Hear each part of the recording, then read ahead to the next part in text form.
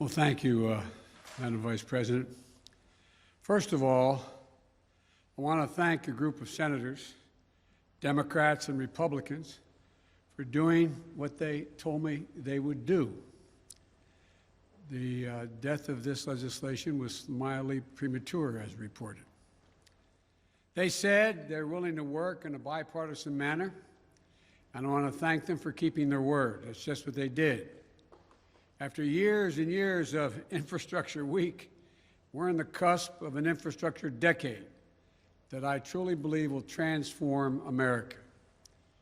As you all know, just a short while ago, the United States Senate passed the Infrastructure Investment and Jobs Act, the very legislation I ran on when I announced my candidacy for the nomination for president.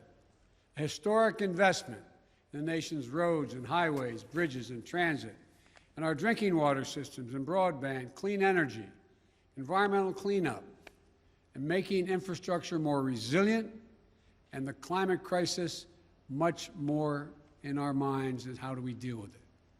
You know, we're poised once again, and I mean this in a literal sense, to make the same kind of historic investments that have so often made it possible for America to build the future and allow us to outcompete the rest of the world. From building the Erie Canal in the early 1800s, a bipartisan effort, the Transcontinental Railroad, to construction that was constructed during the Civil War, to Dwight Eisenhower's interstate highway system in 1950s, the investments that literally connected our entire nation and fundamentally changed the pattern of life in America, to the public investments that took us to the moon, and the discovery of life-saving medicines and vaccines, and gave us the internet. America's often had the greatest prosperity and made the most progress when we invest in America itself. And that's what this infrastructure bill does. With overwhelming support from the United States Senate, 69 votes in the Senate, a vote margin bigger than when the interstate highway system passed in the Senate in 1956. It makes key investments that will, one, create millions of good union jobs all across the country, in cities, small towns, rural and tribal communities. America, this is how we truly build back better. This bill is going to put people to work, modernizing our roads and our highways and our bridges, so commuters and truckers don't lose time in traffic, saving billions of dollars nationally. Today, up to 10 million homes in America and more than 400,000 schools and child care centers have pipes with lead in them, including for drinking water. This is a clear and present danger to the health of America, particularly to our children's health.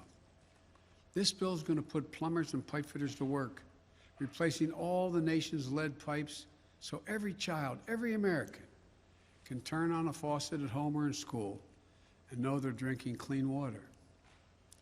During remote learning during the pandemic last year, we saw too many families forced to literally sit in their vehicles in a fast food parking lot so their children could get on the internet they couldn't afford and didn't have access to at home. This bill will deliver affordable, high-speed internet to every American, a necessity for the 21st century. We'll also see we've seen in the last couple of years, the damage done in Texas and other places when transmission lines carrying power were taken down by extreme and unanticipated weather, leaving millions of folks without electricity for weeks and weeks, costing our economy billions and billions of dollars. This bill provides upgrades to our power grid so that more secure and resilient and cleaner energy can be transferred across those wires. Down in New Orleans, I met with the incredible women and men who are in charge of the water system, some of it running on technology that is literally 100 years old. This bill is going to provide opportunities to upgrade their system. It also allows American workers to strengthen our natural infrastructure, like our levees, These are at risk of catastrophic collapse in the face of extreme weather like superstorms, wildfires, droughts, hurricanes, and heat waves. Last week, I stood, and many of you were with me, on the south lawn of the White House with the United Auto Workers and with leaders from the big three automobile companies in America, surrounded by iconic American vehicles that will all be electric and made right here in America in not too distant future. This bill is also going to put IBEW workers, electrical workers, to work installing a truly national network of electric vehicle charging stations that will transform the way we travel and move commerce. And by the way, around those charging stations, you'll see, just like around we put in gas stations on interstate highways, you'll see other industries build up. We have the benefit of significantly reducing pollution from vehicles on our roads. Look, this bill, I believe, will make the most important investment in public transit in American history. When I went to Philadelphia not too long ago for Amtrak's 50th anniversary, I was proud to be able to say that this bill was in the works and that it would be the most important investment in rail since the creation of Amtrak itself. This bill will upgrade railroad tracks so people can get to work and their destinations faster, and will build new lines to get people to more places faster, reducing, I might add, pollution as well. And here's another critical part of the bill. 90% of the jobs created don't require a college degree. You're tired of hearing me say it, I know, but this is a blue-collar blueprint to rebuild America. We're going to do all of this by keeping my commitment. We will not raise taxes by 1 cent on people making less than $400,000 a year. Everyone from union to business leaders to economists, left, right, and center, believe the public investment contained in this bill will generate more jobs, higher productivity, higher growth for our economy over the long term. Forecasters on Wall Street project that over the next 10 years, our economy will expand by trillions of dollars, and it will create an additional 2 million jobs a year beyond what was already projected. Good-paying jobs all around the country. Experts believe that the majority of the bill's benefits will flow to working families. Faster commutes, cleaner water, less expense, available and affordable internet. These are the things that working families need. Last week's job report shows our economy is recovering at a record rate. 934,000 new jobs created in July. It's going to go up and down, but 4 million jobs created since I took office. This bill is going to help make a historic recovery a long-term boom. Folks, above all, this historic investment in infrastructure is what I believe you, the American people, want, what you've been asking for a long, long time. This bill shows that we can work together. I know a lot of people, some sitting in the audience here, didn't think this could happen. This bill is declared dead more often than anyway. That bipartisanship was a thing of the past. From the time I announced my candidacy, about bringing the country together and doing things in a bipartisan way, it was characterized as a relic of an earlier age. As you may well remember, I never believed that. I still don't. So I want to thank those senators who worked so hard to bring this agreement together. I know it wasn't easy. For the Republicans who supported this bill, you showed a lot of courage. And I want to personally thank you for that. And I've called most of you on the phone to do just that. You have, and no doubt you will, disagree with me on many issues. But where we can agree, we should. And here on this bill, we prove that we can still come together to do big things, important things for the American people. For the Democrats who supported this bill, we can be proud of this unprecedented investments that are going to transform the nation and change millions of lives for the better. Think about what's going to happen in a practical sense. Clogged arteries, at the heart of our economy. They're going to be opened up. That will reduce transportation costs, reduce commuting costs, and as a result, reduce cost overall for families and businesses.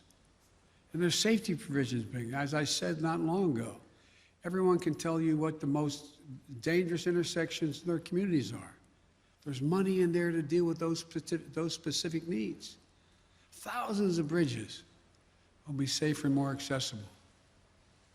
And by the way, as you've heard me say before, some bridges are so weak that they couldn't have a fire truck go across it, requiring the fire department to go 10, 12 miles out of the way to get just literally a mile away to put out a fire. Millions of lead pipes carrying drinking water to our homes and schools and daycare centers, they're finally going to be replaced. Never again can we allow what happened in Flint, Michigan, and Jackson, Mississippi. Can never let it happen again. High-speed internet, going to be available and affordable everywhere, to everyone. So farmers nationwide can get the best prices for their products at home and abroad by knowing when to sell. And children in Chicago or Philadelphia never have to again sit in the McDonald's parking lot to do their homework. This is transformational. I know compromise is hard for both sides, but it's important, it's necessary for democracy to be able to function. So I want to thank everyone on both sides of the aisle for supporting this bill. Today, we proved that democracy can still work. A lot more work to do. But I want to thank Senate Republican leader Mitch McConnell for supporting this bill. And I want to give special thanks to Senate Majority Leader Chuck Schumer. Your leadership, Chuck, in the Senate was masterful. But look, let's be clear. Work is far from done. The bill now has to go to the House of Representatives, where I look forward to winning its approval. We have to get to work on the next critical piece of my agenda, my Build Back Better plan, making housing more affordable. It's so unaffordable to so many Americans. Providing clean energy tax cuts, including homeowners to make energy efficient improvements in their homes. Bringing down the cost of prescription drugs, making elder care more affordable, and continue to give middle-class families and children a tax break, a tax cut, the one they're receiving now, well-deserved child care and health care that gives them just a little bit of breathing room. This is a plan that invests in the American people, in their future and their success. And it will be paid for by having the largest corporations, including 55 of them, who didn't pay a single penny in federal income tax, and the super wealthy to begin to pay their fair share. I want you to be able to be millionaires and corporations do incredibly well. But this isn't going to change anything for you. You'll still have your 3 homes, you'll still have whatever you need, and corporations will continue to do well.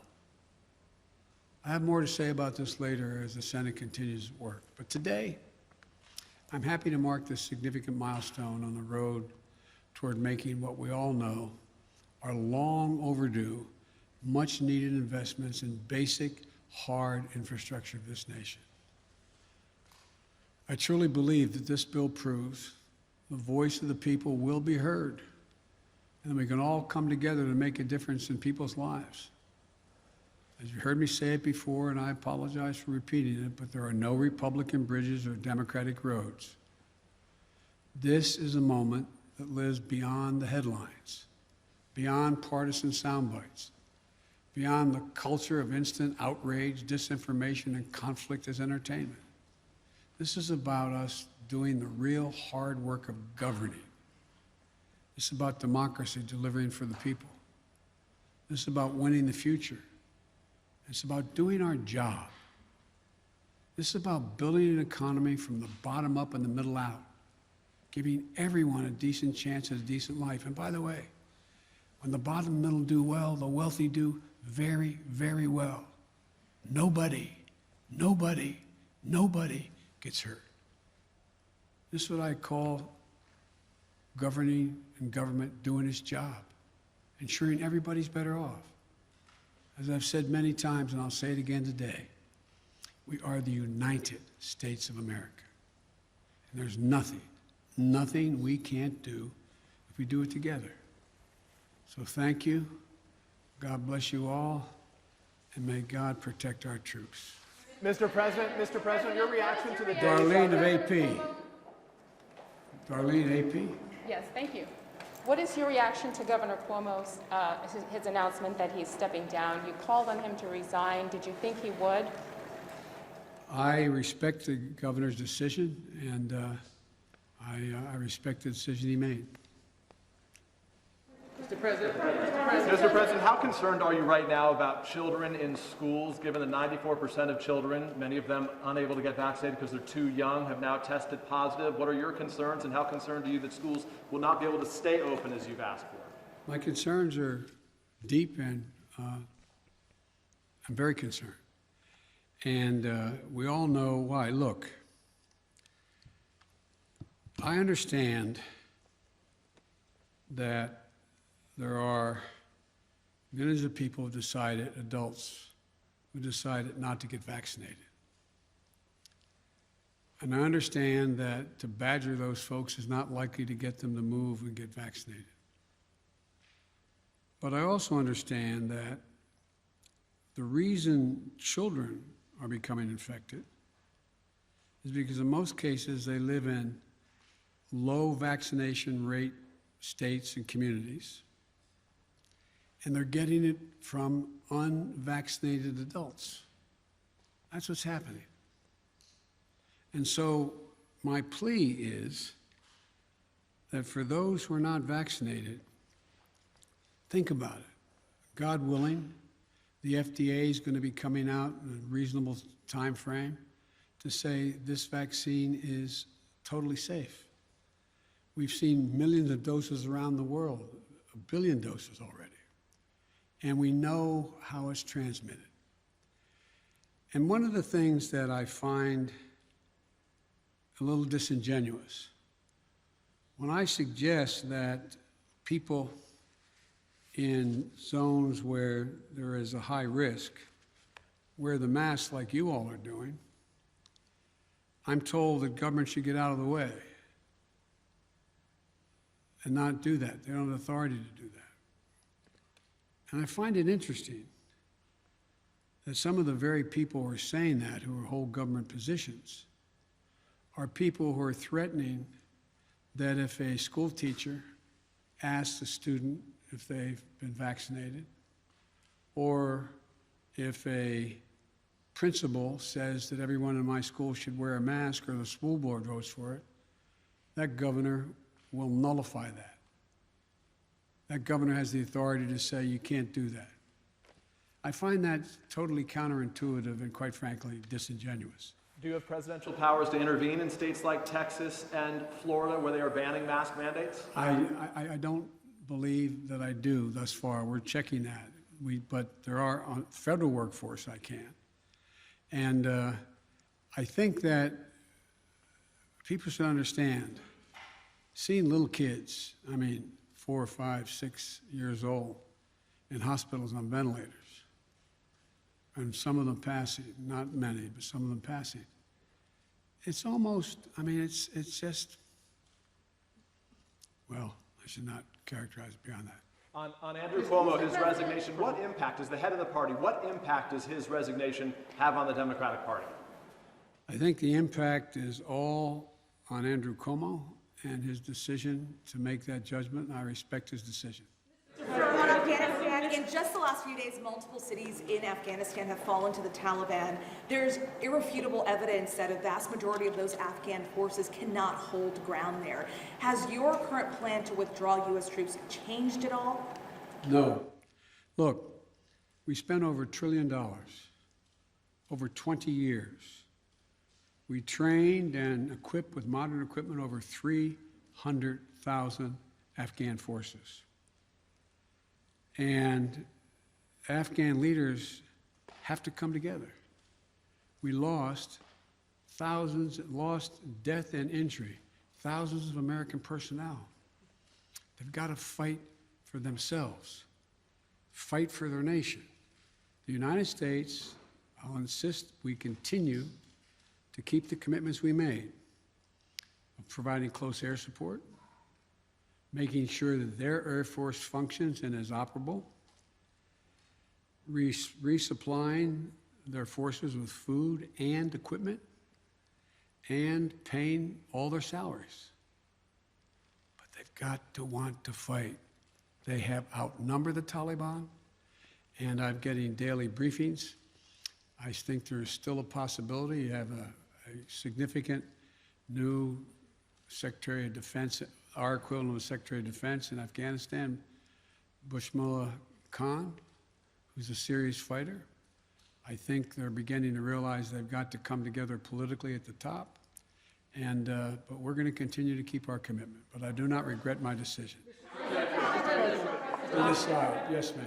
Mr. President, on the issue of the infrastructure bill and the work that you have ahead of you now, are you concerned that are you confident that you have the support of all the Democrats on board to get this $3.5 trillion package through? I keep asking you that. I know you do. My mother would say, God love you, dear.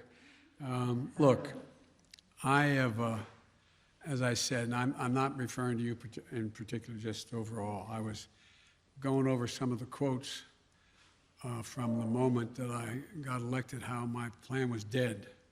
It's the exact same plan I ran on. We'll see. I continue to be an optimist. As I told you, I was once referred to by a doc as a congenital optimist. I think that we can get a significant portion of the, if not all, of the reconciliation bill, the budget, they're having the vote-a-thon now. I think over the next month, which is the way it's going to work, they vote on all these amendments, and then they get to the business of seeing how they can make it work and then come back. I know you understand this well, but the public wonders what we're talking about sometimes, and decide exactly what's in that reconciliation bill and how much is going to be spent. I think we will get enough Democrats to vote for it, and I think that the House will eventually put two bills on my desk, one on infrastructure and one on reconciliation. Thank you. Can I ask you about Thank you so much, Mr. President. I'm just sort of turning to the Delta. I'm sorry, go ahead. I'm just turning to the Delta variant for a moment. I wanted to see if, in retrospect, you think your administration put enough mitigation measures in place early enough, and whether you should have perhaps heeded some of the lessons from other countries that had data as early as May and June about how the variant spread. No, we knew how the variant spread, and we know the vaccines prevent the spread. So it's like, you know, a lot of countries didn't have the vaccines that we were able to put together to make sure every single American, we have over 600 million doses of vaccine for Americans. And we've exported over 500 million, we will over 500 million. So we knew what is disappointing is that more people were not willing to take the vaccine.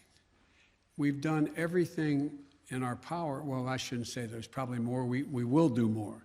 But we continue to try to make the case to the American people who haven't taken the vaccine that it's in your interest, can save your life, and can fundamentally impact on the lives of your children or people you love. Now, one of the things that's happening, as bad as things have gotten, the death rate is 1/50th, or don't hold me to the number, but significantly lower than when I inherited this job, when I inherited the coronavirus pandemic, when I first got elected. So the thing that I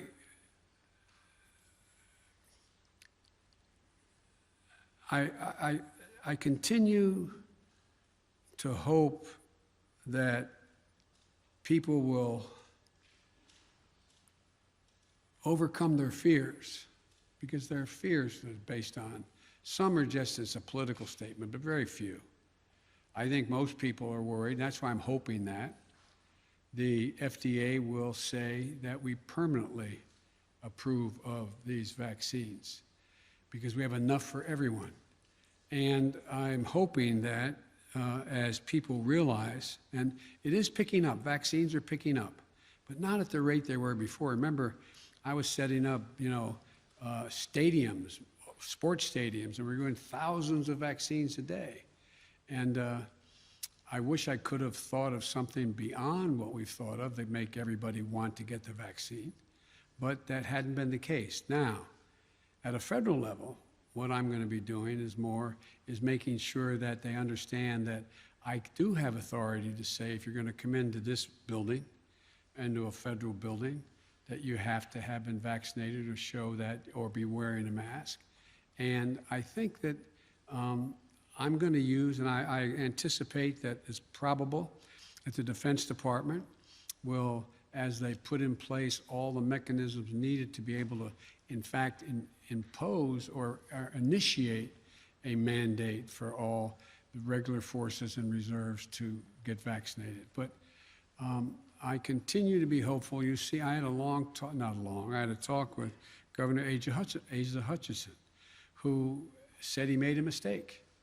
And he is working really hard going around. He told me that he's doing a lot of town meetings, not all of which are being embraced, but he's making the case.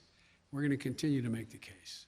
If I may, ironically, one of the Democrats through the years that you spoke with about infrastructure the most was Andrew Cuomo, who is resigning, who announced he's resigning today. You had traveled New York with him when you were vice president to the launch of the reconstruction of LaGuardia. He was someone who supported your campaign early on. No, you called on him to resign. No, you condemned the alleged behavior. But you're someone who spends a lot of time with mayors and governors. How would you assess his 10.5 years as governor of the state? In terms of his personal behavior or what he's done as a governor? What he's done as a governor. Thought he's done a hell of a job.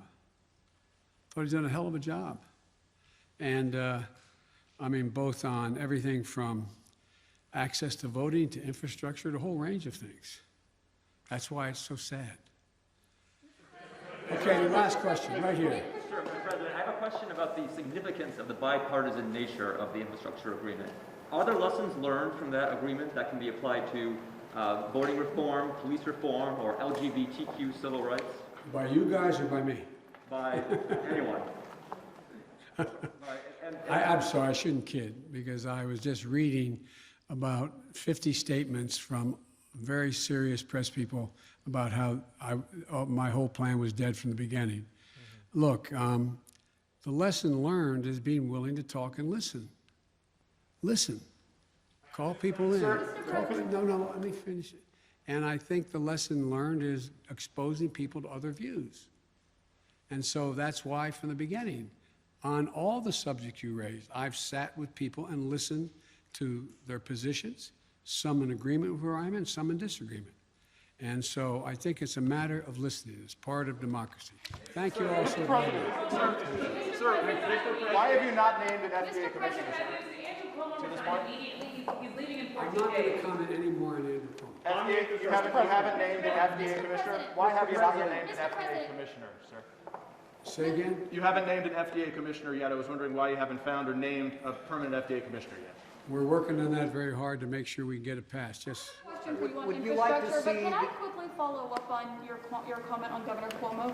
Can you really say that he has done a quote hell of a job if he's accused of sexually harassing Now women? look, you asked two different on the questions. job? I asked the substantive, should he remain as governor, is one question. And women should be believed when they make accusations that are able to, on the face of them, make sense and investigate it. They're investigated, and the judgment was made that what they said was correct. That's one thing.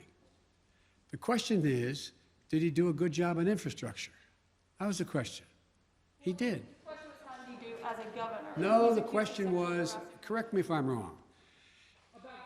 How was he as a governor general? Was the governor generally, obviously, Outside of his personal behavior.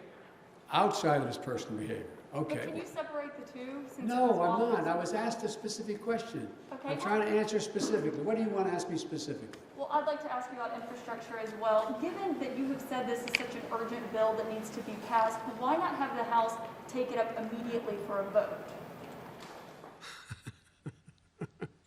We'll get it done. I'll get both. Thank you. Mr. President, we'd like to see the FDA speed up approval of the coronavirus vaccine.